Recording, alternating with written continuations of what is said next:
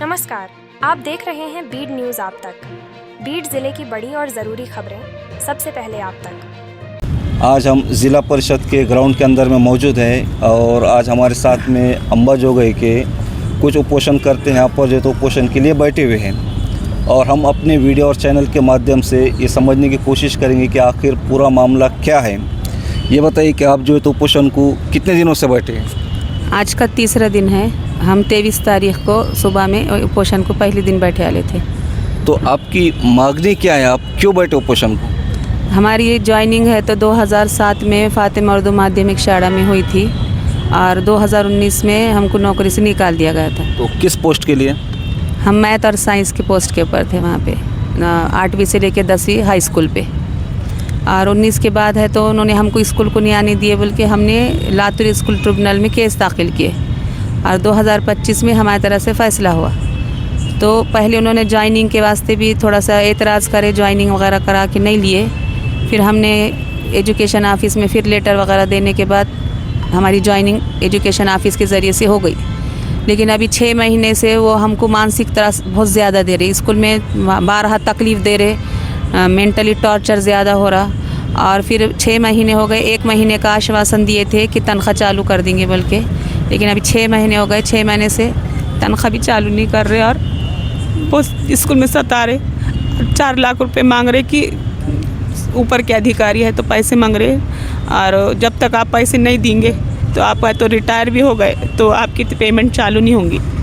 मतलब आपको जो जैसा आप बता रहे कि टॉर्चर किया जा रहा, मानसिक त्रास दिया जा रहा, ये कौन दे रहे हैं? ये संस्था चालक और एचएम के थ्रू से हो रहा है। ये संस्था चालक और एचएम दोनों बार है तो खुद भी ये करते, प्रेशराइज कर रहे बोल के, और दूसरे टीचरों के ज़रिए से भी ऐसा हमको बोले कि 4 लाख रुपए देने, कैसे बोलो उनको 4 लाख रुपए जब तक देंगे नहीं उनकी पेमेंट का कुछ होने वाला नहीं है, उनकी पेमेंट बनेंगी नहीं, शालार्थ आईडी निकलने वाली नहीं है बोल के। तो जो संस्था चालक है उनका नाम क्या है? संस्था चालक का नाम है मुजफ्फर मोमिन और एचएम का नाम है सैयद अलीमुद्दीन अलाउद्दीन। तो ये जो 4 लाख रुपए आपको मांग रहे हैं तो कै के लिए मांग रहे हैं? अब उनका कहना है, वो तोंडी में उन्होंने बोले कि ऊपर के शालार्थ निकालने के लिए अधिकारी, ऊपर के नीचे से लेके ऊपर के अधिकारी है तो 4 लाख रुपए मांग रहे, और वो 4 लाख रुपए दिए सिवा वो फाइल एक्सेप्ट नहीं कर रहे, फाइल हाथ में नहीं ले रहे। 4 लाख रुपए लगते शालार्थ आईडी के लिए तो जो फाइल आके जमा करो बोल के, तो जब तक तुम 4 लाख रुपए हमको नहीं देंगे तो हम वो फाइल जमा नहीं करेंगे, ऐसा हमको बार बोले। अच्छा, और इसके अलावा क्या है? इसके अलावा वो स्कूल में है तो बच्चों को है तो हमारे ख़िलाफ़ में हम जो नए जब रिजॉइनिंग करे बच्चों को ख़िलाफ़ करे, हमारे उनका ब्रेन वॉश करे, बच्चों को बोले कि उनका है तो पीरियड मत करो, उनके पीरियड में धिंगाने डालो, उन्होंने होमवर्क दिए, फेयर वर्क कुछ भी दिए तो उनका वर्क मत करो। और हम अगर कभी जैसा कि पूरा सिलेबस हमने कंप्लीट कर दिए और बच्चों से अब फेयर वर्क ये करने के वास्ते अब कोई भी टीचर थोड़ा मया भी करा तो थोड़ी सख्ती भी करता, तो हमने 1-2 मरतबा उनको 2-3 छड़े से मारे तो उन्होंने झूठा इल्ज़ाम लगा रहे कि हमने है तो उल्टे हाथों पे बच्चों के 10-10, 20-20 छड़े मारे बोल के। ऐसा बच्चों खुद कंप्लेन कर रहे और खुद ही है तो बच्चों पेरेंट्स की भी कंप्लेन कर रहे और बच्चों की भी कंप्लेन कर रहे, और झूठे कागजात तैयार करके एक ही टीचर की हैंड राइटिंग में है तो कंप्लेन लिखी जा रही है वो मराठी में, और उसके ऊपर पूरा बता रहे कि बच्चों ने लिखे, बल्कि जबकि हमने बच्चों की तमाम बच्चों की राइटिंग हमको मालूम है, उसमें बच्चों की तकरीबन मराठी में किसी बच्चे की राइटिंग नहीं है, वो कोई टीचर का काम कर रहे हो। मतलब लगभग आप 2007 से बच्चों को पढ़ा रहे हैं, तो आपको इतना एक्सपीरियंस होने के बावजूद भी आपको इन सारी तकलीफ़ों को और इन सारी चीज़ों को जो है तो बर्दाश्त करना पड़ रहा। तो अब तक जैसा आप बता रहे कि आप 3-4 दिन से यहाँ बैठे, तो क्या आपके डिपार्टमेंट का या ज़िला परिषद के शिक्षण अधिकारी हो या इससे जुड़े जो भी संबंधित अधिकारी कोई मिलने के लिए आए, आपकी जो तो विचार पूछ करे या खैर खबर लिए किसी ने? जी नहीं, 3 दिन से कोई भी अधिकारी ऊपर से नहीं आए हमारे साथ। क्या आपने इसकी इत्तला वगैरह दी थी उनको? हाँ, हमने उनको उपोषण को बैठने से पहले भी हमने 17 तारीख को उपोषण को बैठ रहे बोल के लेटर दिए थे। ऑफिसर से लेके शिक्षण अधिकारी से लेके शिक्षण मंत्री तक हमने लेटर पोस्ट के ज़रिए से भी भेजे आला है, और मुख्यमंत्री को भी हमने पोस्ट के ज़रिए से लेटर भेजे आला है कि हम यहाँ पे 17 तारीख को हमने भेजे और 23 तारीख से हम यहाँ पे हम उपोषण को बैठ रहे बोल के। अब तक एक भी नहीं आया? कोई नहीं आया। किसी का फ़ोन वगैरह? नहीं, फ़ोन वगैरह भी नहीं आया। तो ठीक है, अब आप उपोषण को बैठे, अब एक मैं अपने वीडियो और चैनल के माध्यम से बताना चाहूँगा, हमारे साथ जो है ये टीचर हजरात हैं और पढ़े लिखे लोगों को उपोषण के लिए बैठने की नौबत आती है आप मैं कुछ बोलूँगा नहीं, लेकिन एक सोचने की बात है आम इंसानों के ज़िंदगी पर इसका कितना इफ़ेक्ट होगा। अगर पढ़े लिखे लोगों के लिए अगर उपोषण को बैठने की बारी आती है, नौबत आती है, अब इसको क्या बोलेंगे और क्या करना चाहिए। मैं खुद नहीं बोलूँगा, क्योंकि असल में मैं अब बोलता हूँ तो सच बोलता हूँ और मेरा बोलना काफ़ी लोगों को चुभता है। तो मैं आपसे पूछ रहा हूँ, जो वीडियो मेरा आप देख रहे हैं, आप बताइए क्या है इसका मतलब, कमेंट करके ज़रूर बताएं। अगर ठीक है, अगर आपकी दखल नहीं लेते तो इसके बाद आप क्या करेंगे?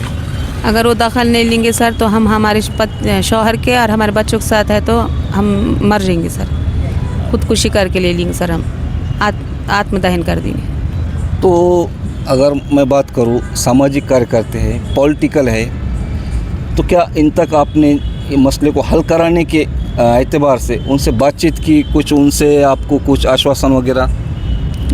नहीं सर, अभी ऐसा कुछ भी नहीं, खाली हमारे पास संगठन के सर आए हुए हैं, ये हमको सपोर्ट कर रहे हैं, तो प्रशासन से हमारे साथ कोई भी नहीं है खड़े वाला। देखो, उपोषण को बैठे वाले हैं एक टीचर हजरात है और इनका कहना साफ ये है कि अगर हमारे उपोषण की अगर दखल नहीं ली जाती तो हम अपने फैमिली के साथ, शौहर है, छोटे बच्चे हैं, उनके साथ जो है तो ख़ुदकुशी का जो है तो ये ऐलान कर रहे हैं। क्या बोलना चाहेंगे सर? ये बहुत ही अफसोसनाक वाक़या है कि एक इतना बड़ा इदारा मोमिनाबाद, जिसको हम अम्बा जोगई कहते हैं, वहाँ पर ये कार्यरत शिक्षिका जो पिछले 19 साल से काम कर रही है और उनको आज तक इंसाफ नहीं मिल सका। तो इस बात से हमने समझना चाहिए कि प्रशासन कहीं ना कहीं इसमें इन्वॉल्व है और वो कहीं ना कहीं संस्था चालक, कुछ संस्था चालकों और मुख्याध्यापक के फेवर में होकर वो काम कर रहे हैं और फिर उसमें भला शिक्षक का नुकसान क्यों नहीं होता, ये नज़र आ रहा है। क्योंकि पिछले 3 दिन से एक महिला हमारे ज़िले की शिक्षण अधिकारी है, वो एक महिला बैठने के बाद भी वो महिला को एहसास नहीं है, तो एक पुरुष को क्या एहसास होगा कि वो अपने, अगर उसको न्याय नहीं मिलता है तो वो आत्मदहन का इशारा कर रही, तो फिर भी जो है अगर प्रशासन और शासन को अगर उसका असर नहीं हो रहा तो ये बहुत बड़े अफसोस की बात है। लेकिन हमारी क्रांतिकारी शिक्षक संगठन की जानिब से हम हद तक, जब तक उनको इंसाफ नहीं मिलता, जब तक उनकी जो मांगनी है, एक मानसिक क्षण जो है तो संस्था चालक मुख्याध्यापक से ना हो, दूसरा उनकी जो पेमेंट जो बंद है, यानी शालार्थ आईडी के अगर पिछले देखें तो हमारा बीड़ ज़िला जो तो SIT के अंदर टॉप 1 पर है और इतने घोटाला होने के बावजूद भी जो है तो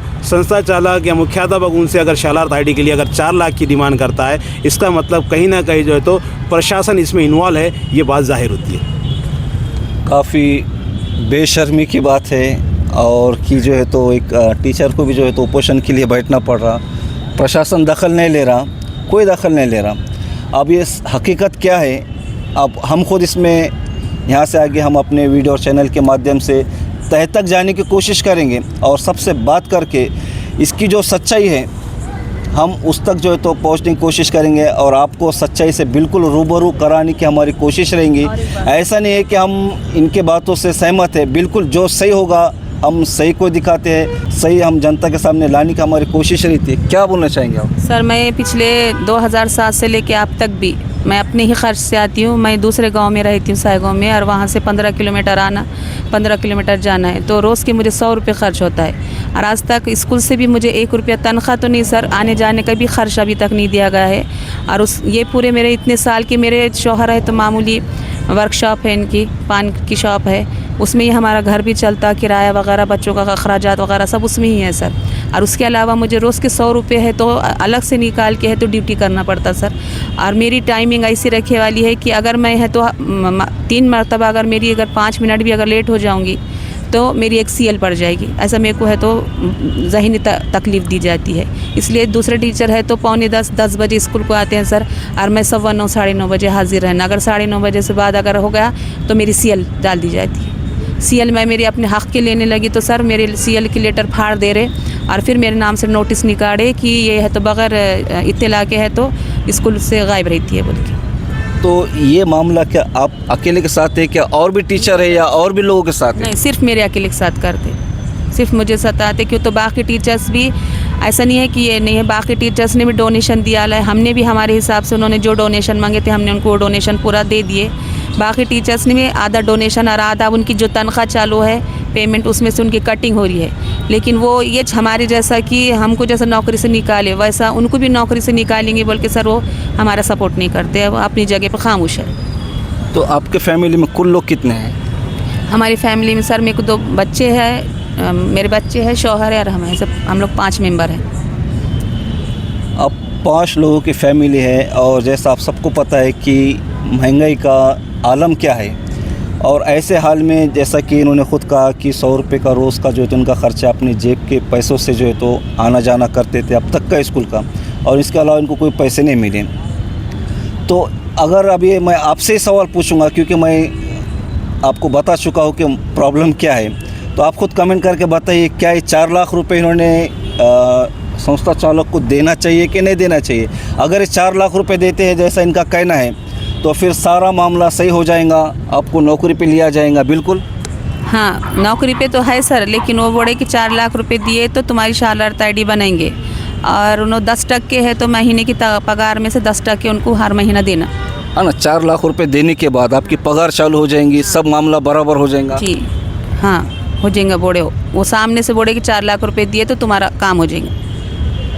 अभी काफ़ी संगीन मामला है, इसके तय तक जाना बहुत ज़रूरी है कि 4 लाख आखिर जो है तो किसके लिए मांग जाए। क्या ऐसा नियम है कि 4 लाख देना ज़रूरी है? अब वो सर वो तो नहीं मालूम सर, लेकिन वो बार है तो टोंडी पे बोलते हमको कि ज़िला मतलब एजुकेशन ऑफिसर मांग रहे पैसे कि वो 4 लाख रुपए दिए तो वो फाइल हम एक्सेप्ट करेंगे, हाथ में लेंगे, और हमारी पगार या शालर्त ID निकलेंगे और वो पगार हमारी चालू होंगी। तो अब हमारे वैसे वीडियो तो काफ़ी पढ़े लिखे लोग भी देखते, तो मैं आप ही से सवाल पूछता हूँ, क्या ऐसा इसका कोई नियम है क्या? आप खुद कमेंट करके बताएं। सब पढ़े लिखे लोग हैं, सब एजुकेटेड लोग हैं। अब पूरा वाक़या, पूरा मामला हमने इन टीचर हजरात की ज़बान से खुद सुना है, तो आप खुद कमेंट करके बताइए क्या ये मामला सही है गलत है, जो भी है कमेंट करके ज़रूर बताएं। और अब हम तय तक जाएंगे और इसकी बिल्कुल चौकसी हम अपने तौर पर भी करेंगे कि आखिर मामला क्या है, सच्चाई क्या है। वैसे इसके बारे में आपकी क्या राय है, कमेंट करके ज़रूर बताएं। और मैं तमाम ही आप स्कूल होंगे, कॉलेज होंगे, जहाँ कहीं भी ऐसे टीचर है या ऐसे जो काम करने वाले लोग हैं जिन्हें सताया जा रहा है, जिनको जो है तो पैसों की डिमांड की जा रही है, मैं चाहता हूँ कि वो हमसे संपर्क करें। हम भी जो है तो अब इसमें जो है तो थोड़ा सा ध्यान देने की बिल्कुल कोशिश करेंगे कि नाइंसाफ़ी किसी के भी साथ में ना हो। और इस वीडियो को ज़्यादा से ज़्यादा शेयर करें। वीडियो पसंद आए तो वीडियो को लाइक कीजिए, और ऐसे ही धमाकेदार वीडियो देखने के लिए बीड न्यूज़ आप तक चैनल को सब्सक्राइब कीजिए। फिर मिलते हैं नए वीडियो में, तब तक के लिए अल्लाह हाफिज़।